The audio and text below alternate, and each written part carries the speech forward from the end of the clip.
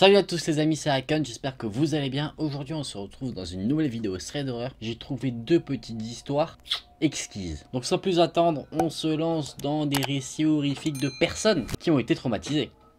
Dans cette première histoire, on va suivre le récit de Chloé. Chloé avait 13 ans au moment des faits et elle faisait souvent du babysitting pour s'acheter des petits plaisirs, que ce soit des CD, des DVD. Et elle avait l'habitude de faire du babysitting pour des clients de son père qui était avocat et du coup elle avait fait sa réputation par du bouche à oreille. Une des familles qui de près elle exerçait avait une petite fille de 9 ans et un petit garçon de 7 ans. Et les parents étaient un peu grognons, un peu relous parce qu'en fait ils lui donnaient un planning vraiment super précis à respecter pour les enfants. Et en plus de ça, ils ont déjà dit une fois à Chloé, si elle ramenait un mec chez eux à un moment donné, une fois qu'ils étaient partis, il lui démontrait la face. Il le frapperait. Ça donne la confiance déjà. En plus de ça, Chloé, ça la vexe parce qu'elle considère qu'ils n'ont pas confiance en elle. Et en plus de ça, elle a 13 ans, donc elle est encore super jeune. Donc ça la saoule. Mais le problème n'est pas là. Une fois que les parents sont partis, la petite fille a commencé à chanter une chanson avec un ton assez creepy en disant We are alone. Admirez ma voix. Ce qui veut dire, nous sommes tout seuls maintenant. Chloé, elle remarque tout de suite d'où vient cette chanson. Elle vient d'un film d'horreur qui s'appelle Shining. Vous connaissez peut-être. Et là, le garçon commence à crier « Je sais !» Et il va proposer de jouer à un jeu qui va être quand même plutôt glauque. Il dit « Et si on jouait au viol ?» Direction hôpital psychiatrique tout de suite. Chloé, bon, elle est un peu surprise, mais elle se dit qu'elle a peut-être entendu ce terme à la télévision, qu'il savait que c'était un mot qui était choquant et qu'en fait, il voulait juste provoquer des réactions. Il voulait simplement se faire remarquer. Chloé, elle change de sujet super rapidement, elle prend les choses en main. Et après ça, les enfants étaient totalement insupportables. Il voulait regarder South Park. Si vous connaissez, c'est une série télévisée où il y a des gros mots, il y a des trucs, il y a du sang, ça peut être un peu gore de temps en temps. Du coup, Chloé ne veut pas les laisser regarder ça, en pensant que leurs parents de base ne les autoriseraient pas à regarder. Du coup, Chloé leur dit que non, ils ne regarderont pas South Park. Et la petite fille a dit, ok, très bien, on va donc aller jouer à la PlayStation dans la salle de jeu. Toi, t'as qu'à regarder la télé ici. Pour le moment, la petite fille, elle prend un peu ses aises. Sauf que Chloé, elle est pas allée la dernière pluie, elle sait pertinemment qu'ils vont aller dans la salle de jeu pour se mater la série tranquille, sans qu'ils se fassent cramer. Du coup, Chloé, ce qu'elle propose, c'est qu'ils regardent ce qu'ils veulent à la télé, excepté South Park, pendant que elle prépare le dîner. Les parents avaient laissé des instructions précises pour dire qu'il fallait leur faire des sandwichs. Chloé était végétarienne, du coup, elle a fait du poulet pour les enfants, et elle s'est fait une petite salade toute simple. Et une fois qu'elle avait fini sa salade, le petit garçon a crié super fort de douleur. Forcément, Chloé était super vigilante, du coup elle s'est précipitée pour le voir. Et elle voit le petit garçon qui est en train de se rouler par terre, qui hurle de douleur parce qu'apparemment il s'est fait mal à la cheville. Pendant que Chloé essaye de voir comment il s'est fait mal et à quel point il a mal, elle remarque dans sa vision périphérique que la petite fille arrive dans la pièce mais elle n'y prête pas forcément attention. Le petit garçon lui disait qu'il était là tranquille et que d'un coup sa douleur s'est déclenchée comme ça à la cheville, il ne sait pas comment. À un moment donné, elle remarque que le petit garçon ne la regarde pas elle mais regarde derrière elle. À ce moment-là, elle se retourne et elle voit la petite fille qui regarde la scène avec un grand sourire. Sourire qualifié de plutôt creepy. Et là, comme par hasard, le jeune garçon se relève, il a plus mal. Est-ce que vous ne sentiriez pas la couille arriver? En tout cas, miraculeusement, il est guéri. Et du coup, après ça, Chloé apporte le dîner aux deux enfants, les fameux sandwichs. Donc Chloé apporte les sandwichs, elle leur dit qu'ils peuvent commencer à manger, elle va chercher des sodas, et une fois qu'elle revient, elle se rend compte que les deux enfants n'ont pas du tout commencé à manger. Elle leur demande alors si tout va bien avec le sandwich, s'il y a un problème. Les deux enfants sourient et disent, tiens, goûte. Chloé prend le sandwich, et avant de commencer à croquer dans le sandwich, Chloé prend le sandwich, et elle se doute qu'il y a quelque chose qui se trame. Elle se dit, peut-être qu'ils ont craché dedans, peut-être qu'ils ont fait une petite bêtise, ils voulaient lui faire une petite bague du coup. Elle ouvre le sandwich pour voir s'il n'y a pas quelque chose dedans. Et ce qu'elle voit, c'est du verre brisé. Du verre brisé qui était de base dans la poubelle. Et en fait, ce qui s'est passé, c'est que la petite fille, pendant que Chloé s'occupait du garçon qui prétendait avoir mal à la cheville, est allée récupérer le verre brisé de la poubelle et l'a placé discrètement dans le sandwich. D'où son petit sourire malicieux de criminel. Là, forcément, Chloé, elle réagit pas très bien. Elle est assez choquée de ce qu'elle vient de voir. Les deux enfants ont littéralement essayé de lui faire manger du verre brisé. Elle jette un petit coup d'œil assez criminel en herbe et elle se rend compte qu'ils sont en train de se taper des barres et de sourire d'un air plutôt dérangeant. Forcément, Chloé, elle perd son calme, elle leur crie dessus, elle leur dit: est-ce que vous êtes sérieux? Est-ce que vous saviez que vous auriez pu me blesser gravement à la bouche, même dans la gorge si j'avais avalé le sandwich? Qu'est-ce qu'il ne va pas chez vous? Et là, au lieu de s'excuser ou de pleurer, les deux enfants, ils se marrent, mais pas du tout comme des enfants avec des petits rires mignons. Le rire est plutôt lent et assez menaçant. Encore aujourd'hui, ce rire est quelque chose qui hante Chloé. Chloé, elle se dit immédiatement, ils sont trop jeunes pour rigoler comme ça, comme des gros meurtriers qui sont contents de réaliser des crimes. Chloé se retire dans une autre pièce, elle appelle sa sœur et lui raconte tout ce qui s'est passé. Sa sœur vient la chercher et une fois que les parents reviennent,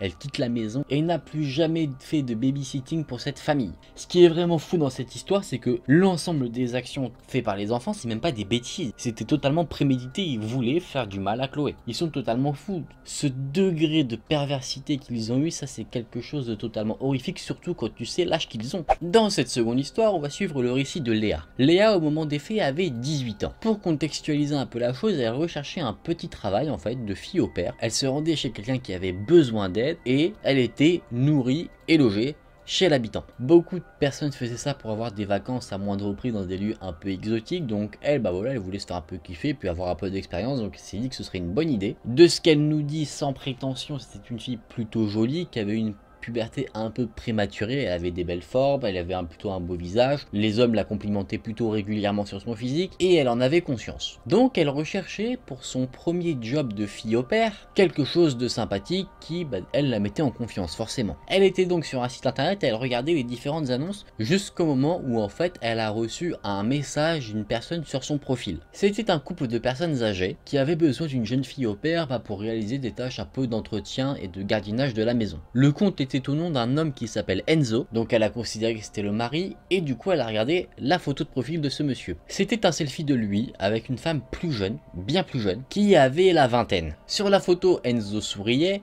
et la femme, elle ne regardait même pas l'objectif, ne souriait pas comme si elle ne savait pas qu'on la prenait en photo. Léa, bon, elle y prête pas plus attention que ça et elle décide de lire la description du profil d'Enzo. Il est écrit « Couple qui recherche gardienne dans une maison avec une très belle vue sur la plage. On recherche des jeunes et fortes filles au père pour nous aider. » Le message est conclu par « N'oubliez pas votre maillot de bain, petit smiley clin d'œil ». Léa trouve que ce petit smiley clin d'œil au début est un peu creepy quand même. Mais bon, la première réaction qu'elle a par rapport à ça, c'est de se dire que c'est juste un vieil homme qui essaye de faire le jeune, mais qui ne sait pas s'y prendre et du coup, ça rend la chose un peu ridicule. Il y a également des photos de la maison, donc c'est une charmante maison avec une belle piscine, un beau jardin. On voit également la vue sur la plage, donc ça a vraiment l'air d'un lieu paradisiaque. En plus, le couple a des bonnes évaluations sur le site, du coup, elle se dit pourquoi ne pas accepter cette mission. Le lieu de cette mission se trouvait au sud de l'Italie. Léa accepte et est plutôt contente et excitée à l'idée de se faire des petites vacances comme ça. Léa arrive donc sur place, elle se rend compte que l'endroit ressemble plutôt bien aux descriptions et aux photos qui en ont été faites. Le seul truc qui diffère, c'est le jardin qui est un peu, qui n'est pas très bien entretenu. D'où le fait d'ailleurs que le couple recherche une gardienne. Léa va donc rencontrer Enzo, qui n'était pas forcément très bien habillé, et Léa a remarqué quand même assez facilement qu'il était un peu gênant. Après, elle met ça sur le compte du fait qu'il est italien et qu'il ne sait pas forcément bien parler anglais. Léa demande donc si elle peut rencontrer également la femme de ce monsieur, ce à quoi il répond que sa femme est décédée d'un cancer quelques semaines plus tôt. Tout de suite, Léa est peinée pour ce monsieur et lui présente ses condoléances. Mais elle a quand même des doutes parce que la personne qui était sur la photo, qui avait l'air d'être sa femme, avait dans la vingtaine, donc elle se dit normalement un cancer on meurt pas forcément aussi jeune. Donc ce qu'elle se dit, c'est que peut-être en fait ils se sont séparés et qu'il a pas envie de le dire. Léa commence clairement à douter quand même. Pendant qu'elle lui présente ses condoléances, le vieil homme commence à regarder le sol et Léa a l'impression en fait qu'il pleure. Donc de manière assez gênée, Léa va le prendre dans ses bras et là il va se passer un truc qui va la gêner et qui va quand même allumer un premier petit drapeau orange en disant attention Léa, méfie-toi. C'est qu'en fait il va poser ses mains sur ses fesses. Elle se dit que peut-être il n'a pas forcément fait exprès. En plus, elle est habillée en tenue d'été, du coup, peut-être que c'est juste un malentendu. Donc, premier drapeau d'alerte levé déjà. Donc ensuite, Léa rentre dans la maison, Enzo lui fait visiter un peu le tour du propriétaire. Il arrête pas de répéter qu'il y a une piscine et qu'elle peut aller nager quand elle veut, qu'il n'y a aucun souci. Il lui répète tellement d'ailleurs que ça a tendance à agacer Léa. Il montre donc ensuite la chambre de Léa, donc c'était une chambre plutôt grande, et Enzo lui dit que faut qu'elle fasse attention la nuit, peut-être qu'elle peut entendre des bruits venant du grenier, mais que c'est des courants d'air qui font que parfois on entend les planches du grenier bouger. Léa a une très belle vue sur la mer de sa chambre, Enzo a la même. Pendant que Léa regarde la vue, elle dit que la vue est très belle et Enzo il s'en bat les cacahuètes, il se casse. Le lendemain, Léa s'affaire à ses missions de gardiennage. Elle coupe les mauvaises herbes, elle arrose les plantes, pendant que Enzo est sur un transat en train de dormir. Il fait super chaud ce jour-là, du coup, Léa porte son bikini et un t-shirt assez ample. Pendant qu'elle arrose les plantes, elle se rend compte que Enzo a les yeux entrouverts et la regarde. Léa se dit dans un premier temps que peut-être il jetait un petit coup d'œil comme ça, il se réveillait tranquillement. Du coup elle change d'endroit et arrose d'autres plantes.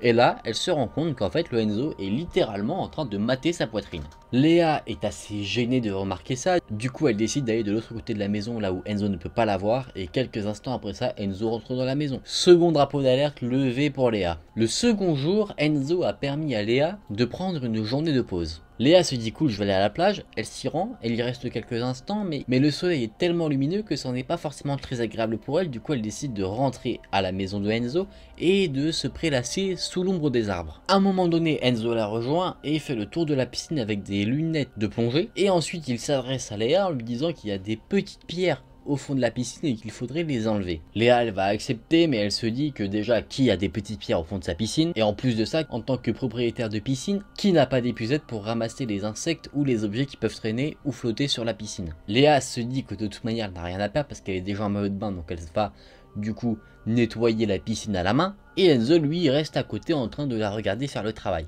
Dans l'eau, Léa entend un bruit venant de l'extérieur de la piscine, le bruit d'un téléphone qui enregistre une vidéo. Après avoir ramassé la dernière pierre, elle sort de l'eau et elle se rend compte que Enzo a son téléphone dans les mains. C'est la première fois qu'elle le voit avec le téléphone dans les mains. En fait, Enzo il a mis le téléphone dans l'eau et il le tient comme si, vous savez, il essaye de zoomer l'écran de son téléphone. Forcément, Léa elle est pas bête, elle sait pertinemment ce qu'il était en train de faire, il était en train de la mater sous l'eau. Mais l'excuse d'Enzo, c'est qu'en fait il dit qu'il regardait où se trouvaient les pierres avec son téléphone, que son téléphone est waterproof et du coup c'est pour l'aider. Léa fait genre oh mais c'est une super idée alors qu'en fait elle sait pertinemment ce qui se trame. Et du coup là l'ultime drapeau est sorti, le drapeau d'alerte qui fait prendre conscience à Léa qu'elle devrait peut-être partir. Léa lui dit qu'elle va aller se reposer, mais avant ça elle doit sortir de la piscine et elle n'a pas de serviette. Du coup Enzo lui dit qu'il va aller lui en chercher une avec un très grand sourire, vous savez le petit sourire qu'on adore, le sourire qui te met en confiance évidemment. Et 10 minutes plus tard il revient avec la serviette. 10 minutes pour aller chercher une serviette alors que c'est ta maison, c'est un peu long quand même. Léa se dit qu'en fait il était monté à l'étage pour une nouvelle fois la mater. Mais c'est la nuit que Léa va subir le pire. Cette nuit-là, Léa a beaucoup de mal à dormir. Il fait vraiment super chaud. Bien sûr, Léa ferme sa porte à clé au cas où et elle décide d'ouvrir un petit peu